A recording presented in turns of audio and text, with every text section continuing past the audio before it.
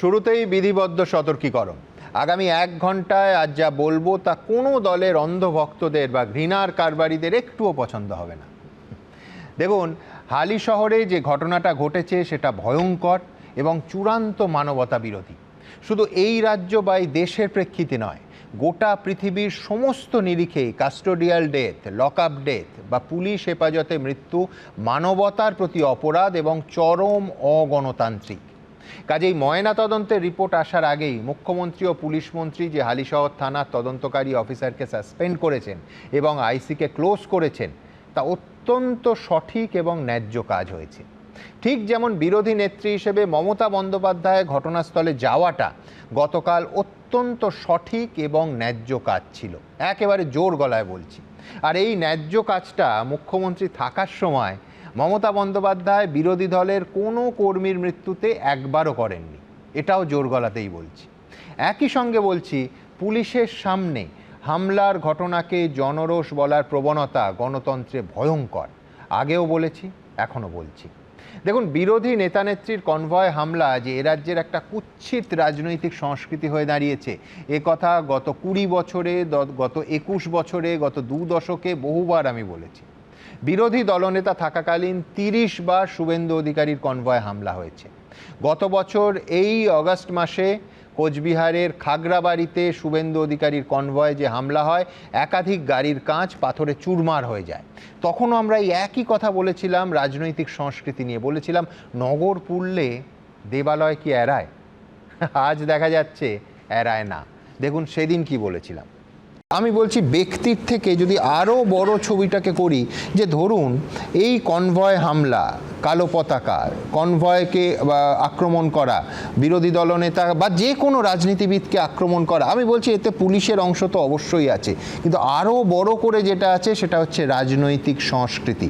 আমি আরও বিস্তারিতভাবে কেন বারবার আমি রাজনৈতিক সংস্কৃতিতে জোর দিচ্ছি, কিভাবে বছরের পর বছর ধরে এই খারাপ রাজনৈতিক সংস্কৃতি জাঁকিয়ে বসেছে আমাদের এই রাজ্যে, তাতে আসবো। কিন্তু তার আগে পুলিশের ভূমিকা আবার বলছি, যে যেহেতু ঘোষিত কর্মসূচি এবং নির্দিষ্ট করে দিয়েছে আদালত রুট, শুধু তাই নয়, কজন এসপির সঙ্গে দেখা করতে পারবেন, যে শুভেন্দু অধিকারী ছাড়া আর মাত্র 4 জন, অর্থাৎ শুভেন্দু অধিকারীকে নিয়ে মাত্র 5 জন দেখা করতে পারবেন, এটাও আদালতের নির্দিষ্ট করা। সেই ঘোষিত কর্মসূচিতে কেন ঝঞ্ঝাট হবে?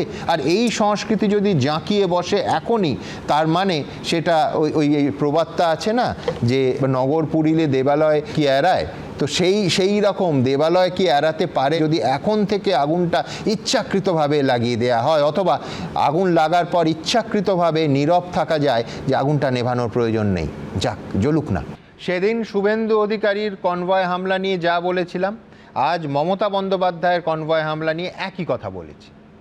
এবার দেখাবো 2018 সালে 6 ডিসেম্বর কোচবিহারের সিতাইতে দিলীপ ঘোষের কনভয়ে ভয়ঙ্কর হামলা হয়েছিল। দিলীপ ঘোষ লাইভে এই অনুষ্ঠানে বসেও ছিলেন। দেখুন সেই দিন কি বলেছিলাম আমরা, 2018। দিলীপবাবু, আমার শেষ প্রশ্ন, আজকে সিতাইয়ের ঘটনা, কিছু ফুটেজও আমরা দেখেছি, আপনার গাড়িতে হামলার অভিযোগ, একেবারে পরিষ্কার, জানলার কাঁচ ইত্যাদি ভেঙে দেওয়া হচ্ছে। আপনার মুখ থেকে ঘটনাটা জানতে চাইবো এবং সেই মুহূর্তে প্রশাসনের ভূমিকা।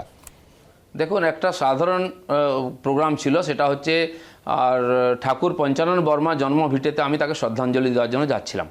আর সেই সময় সিতাই মোড়েতে আমাদের উপরে হঠাৎ আক্রমণ হয়। মজার ব্যাপার, পুলিশ এবং গুন্ডা, সিভিক পুলিশ এবং যারা লাঠি দিয়ে ভাঙলো, সবাই একই পোশাক পরে আছে। আপনি ভিডিও দেখুন, তার থেকে হঠাৎ আক্রমণ করে আমাদের গাড়িগুলো ভাঙা হলো, মারা হলো। তো পুলিশ গুন্ডার মধ্যে আর পার্থক্য করা যাচ্ছে না, বিশ্বাসও করা যাচ্ছে না। আর আমার উপরে এটা প্রথমবার আক্রমণ হয়নি, সেটা নিয়ে 9বার হামলা হলো। আপনাকে আমি সরাসরি প্রতিক্রিয়ার জন্য দেবনারায়ণ বাবুর কাছে আসবো। আমার প্রথম প্রশ্ন, যে প্রশাসন কি করছিল? গাড়িতে ভাঙচুর হচ্ছে, আপনি দেখবেন ফুটেজে যে পুলিশ কার্যত আছে, ক্যামেরাতে দেখা যাচ্ছে, মনে হচ্ছে যারা গাড়ি ভাঙছে তাদের প্রোটেকশন দিচ্ছেন। এ কি প্রশাসনের ভূমিকা? কি আশ্চর্য! দেখুন, এই একই ছবি গতকালের হামলাতেও দেখতে পাচ্ছি।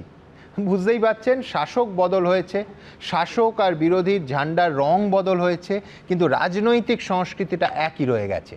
কিন্তু আমাদের বক্তব্য এবং অবস্থানের একটুও বদল হয়নি। আমি প্রথমে জয়ন্তর কাছে আসব।